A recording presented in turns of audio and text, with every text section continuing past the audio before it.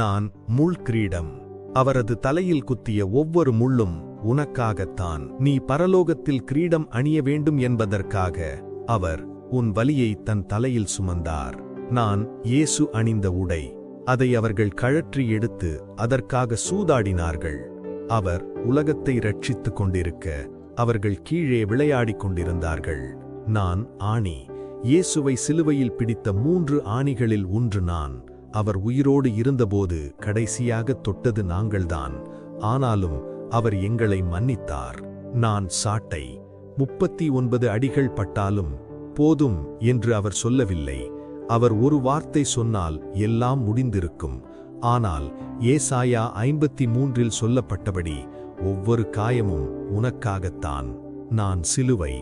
தண்டனைக்காக செய்யப்பட்ட நான் அவரால் அன்பின் அடையாளமாக மாற்றப்பட்டேன்.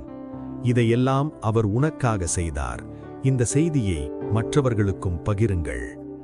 இது போன்ற சுவாரஸ்ய தகவலுக்கு நம்ம சேனலை சப்ஸ்கிரைப் பண்ணுங்க.